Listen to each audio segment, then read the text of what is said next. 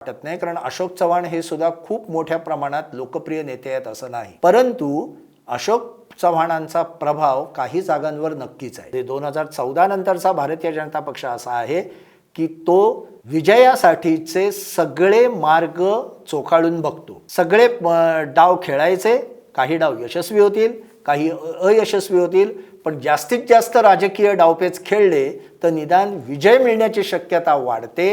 हे त्यांचं सूत्र यामागे आहे. 370चं टार्गेट दिलं आहे, कारण काश्मीरचं 370 कलम रद्द केलं, ते भारतीय जनता पक्षाने रद्द केलं. त्याच्याशी एक भावनिक सांगड घालणारा 370 हा आकडा त्यांनी आपल्या कार्यकर्त्यांसमोर ठेवला आहे. आपल्याकडे महाराष्ट्रात एक प्रसिद्ध हे होतं, यशवंतराव चव्हाणांचं राजकारणाचं वर्णन करताना बेरजेचं राजकारण म्हणायचे. भारतीय जनता पक्ष, विशेषतः अमित शहा आणि मोदी हे बेरजेचं राजकारण फार उत्तम करतात.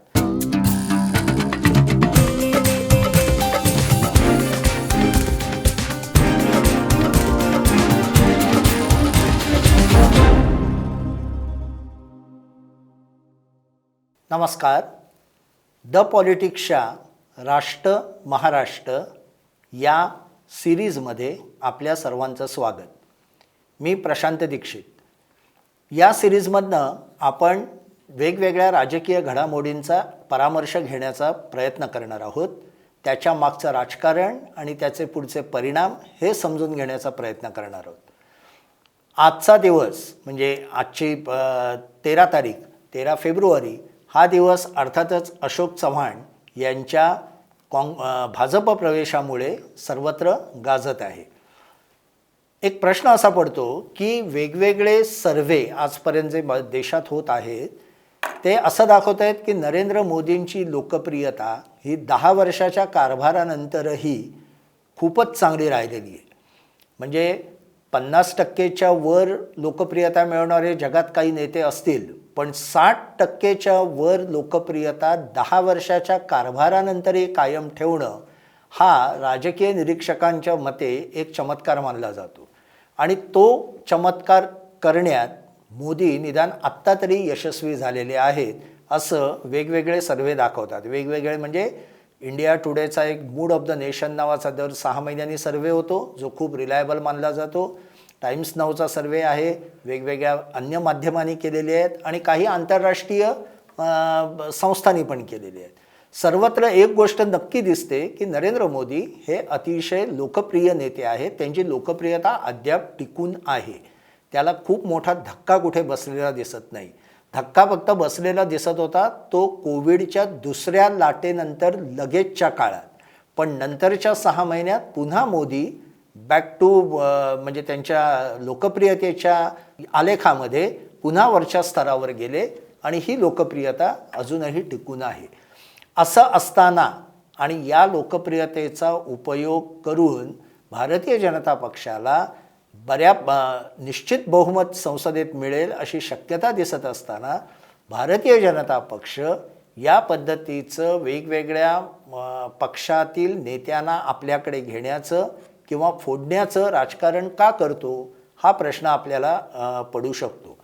हे फक्त महाराष्ट्रातच होत आहे असं नाही. इंडिया आघाडीतनं नितीश कुमारांना भारतीय जनता पक्ष बाहेर काढलं म्हणण्यापेक्षा नितीश कुमार आले तिकडे, त्यामुळे बिहारमध्ये हा प्रयोग झाला. महाराष्ट्रात तर 2 वर्ष गेली चालू आहे. उद्धव ठाकरेंचा पक्ष फोडून म्हणजे शिवसेना फोडून एकनाथ शिंदे यांना भारतीय जनता पक्षाने जवळ केलं, त्यांना मुख्यमंत्रीपद दिलं. त्याच्यानंतर अजितदादा पवारांना जवळ केलं आणि त्यांना उपमुख्यमंत्रीपद दिलं. आणि आता माजी मुख्यमंत्री अशोक चव्हाण यांना आपल्यात भारतीय जनता पक्षात सामील करून घेतलेलं आहे. याच्यामागचे गणितं काय आहेत? अशोक चव्हाण हे काही खूप मोठे लोकप्रिय नेते नाहीत. म्हणजे जरी मराठवाड्यात त्यांचा काही भागात होल्ड असला तरी तो काही भागातच आहे. भारतीय जनता पक्षाच्या दृष्टीने मराठवाड्यात गोपीनाथराव मुंडेंनंतर मोठा जनसामान्यावर खूप प्रभाव असणारा, महाराष्ट्रातल्या अनेक भागात प्रभाव असणारा असा नेता अद्याप भारतीय जनता पक्षाला घडवता आलेला नाही. देवेंद्र फडणवीस हे नक्की मोठे नेते आहेत आणि लोकप्रिय आहेत, परंतु ज्या पद्धतीची लोकप्रियता गोपीनाथ मुंडेंना होती किंवा मुंडे महाजन या दुकलीचं किंवा या दोघांचं जो प्रभाव महाराष्ट्रात सर्वत्र दिसत होता, तशा पद्धतीचे नेतृत्व अद्याप भारतीय जनता पक्षाला मिळालेले नाही. ही त्रुटी अशोक चव्हाण भरून काढतील का? सध्याच्या घडीला तरी तसं वाटत नाही, कारण अशोक चव्हाण हे सुद्धा खूप मोठ्या प्रमाणात लोकप्रिय नेते आहेत असं नाही. परंतु अशोक चव्हाणांचा प्रभाव काही जागांवर नक्कीच आहे, काही प्रदेशावर नक्की आहे. भारतीय जनता पक्षाचा दृष्टिकोन याबाबत असा असतो की जास्तीत जास्त जागांची जुळवाजुळव करत राहावं. म्हणजे आज वेगवेगळे सर्वे असं सांगत असले की 300च्या वर जागा भारतीय जनता पक्षाला नक्की मिळणार, तरी नरेंद्र मोदींची कार्यपद्धती अशी आहे की नेहमीच टार्गेट खूप मोठं ठेवायचं आणि ते टार्गेट जिंकणं किंवा ते टार्गेट अचीव करण्यासाठी भरपूर मेहनत करायची आणि त्यासाठी सर्व साध्य साधनांचा उपयोग करून घ्यायचा. तिथे ते नैतिकतेच्या कसोटी वगैरे लावत बसत नाहीत किंवा त्याबाबत त्यांच्या मनात कधी द्विधा मनस्थिती नसते. मी इथे नरेंद्र मोदी आणि अमित शहा या दोघांनाही त्यामध्ये धरतोय. 2014ची निवडणूक जर का आपण लक्षात घेतली लोकसभेची, तर तेव्हा अरुण जेटली ॲक्टिव्ह होते आणि भारतीय जनता पक्षातल्या अनेकांचं मत असं होतं की नरेंद्र मोदींना बरोबर म्हणजे त्यांना पुढे केलं, त्यांना पंतप्रधान पदासाठी उमेदवार म्हणून जाहीर केल्यावर भारतीय जनता पक्षाने आपलं लक्ष हे साधारण 240 ते 250 जागांचं ठेवलं होतं आणि अन्य मग मित्रपक्ष जवळ येतील आणि आपण सरकार स्थापन करू अशी एक चर्चा होती. मोदींना जेव्हा एकूण देशातलं वातावरण लक्षात आलं, तेव्हा मोदींनी त्याच वेळी जी बैठक घेतली त्याच्यात टार्गेट असं दिलं की 272+, 272हून अधिक जागा आपल्याला मिळवायच्या आहेत आणि त्या दृष्टीने सर्व यंत्रणा कामाला लावा. म्हणजे तेव्हाचे जे पियुष पांडे भारतीय जनता पक्षाचे जाहिरातीचे एक मॉडेल्स किंवा जाहिराती बनवत होते, त्यांनासुद्धा हे टार्गेट दिलेलं होतं की 272 अधिक प्लस एवढ्या जागा मिळतील. या दृष्टीने आपल्याला सगळी आपल्या यंत्रणांची आखणी करायची आहे, प्रचाराची आखणी करायची आहे आणि त्यात ते यशस्वी झाले. आता त्यांनी 372चं टार्गेट दिलं आहे, कारण काश्मीरला 370चं टार्गेट दिलं आहे, कारण काश्मीरचं 370 कलम रद्द केलं, ते भारतीय जनता पक्षाने रद्द केलं. त्याच्याशी एक भावनिक सांगड घालणारा 370 हा आकडा त्यांनी आपल्या कार्यकर्त्यांसमोर ठेवला आहे. आता जेव्हा कार्यकर्त्यांसमोर अशा पद्धतीचा आकडा ठेवला जातो आणि 370 ही फार मोठी संख्या आहे. भारतात इतक्या सहजतेने भारतीय जनता पक्ष इतका वाढलेला नाही.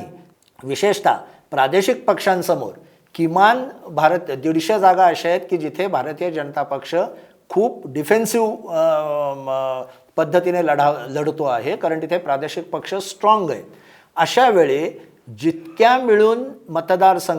मतदारसंघ आपल्याला एकत्र आणता येतील, जुळवाजुळव ज्यांची करता येईल, मग ते 1 असो, 2 असो, 4 असोत, 6 असोत, 10 असोत, ते जुळवत राहायचे.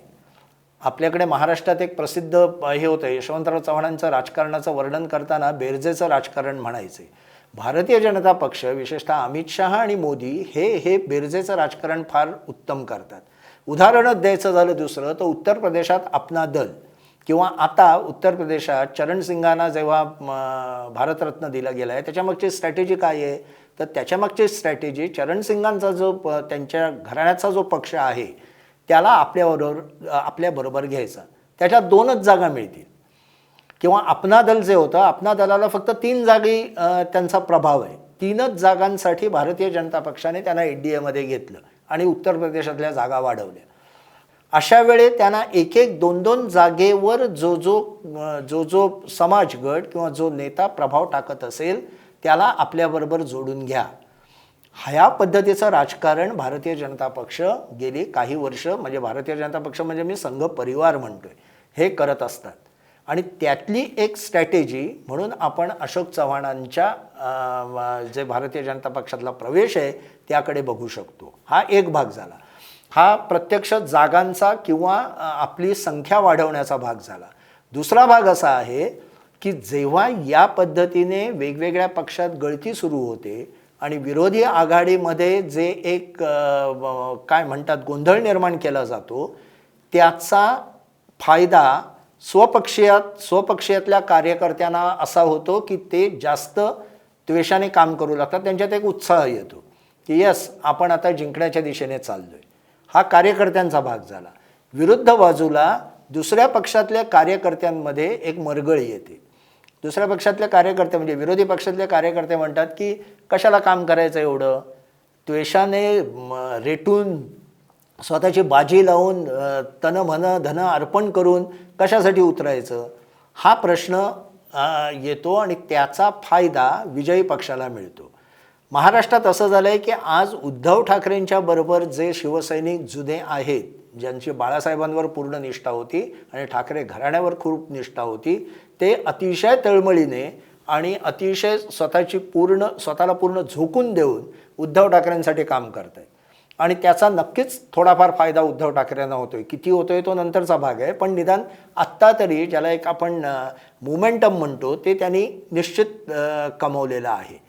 परंतु त्याचवेळी आपल्याला शरद पवारांचा गट राष्ट्रवादी काँग्रेसमधला आणि आता काँग्रेसमधला गट ह्याच्या कार्यकर्त्यांमध्ये एक मरगळ आलेली दिसेल की आपल्याकडचे मिलिंद देवरा सोडून गेलेत, बाबा सिद्दीकी गेलेत.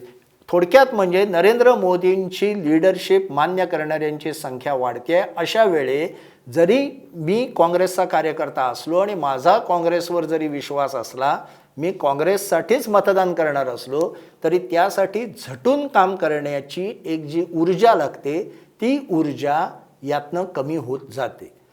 अशा वेळे कार्यकर्त्यांना बळ देणं, कार्यकर्त्यांची ऊर्जा टिकवून देणं, यासाठी एक वेगळ्या पद्धतीची लीडरशिप लागते, जी राष्ट्रीय स्वयंसेवक संघ किंवा भाजपने अनेक वर्ष बाळगली. म्हणजे भारतीय जनता पक्षाला फक्त 2 जागा मिळाल्या होत्या 1984च्या निवडणुकीमध्ये. संपूर्ण भारतात फक्त 2 जागे त्यांचे खासदार निवडून आले होते.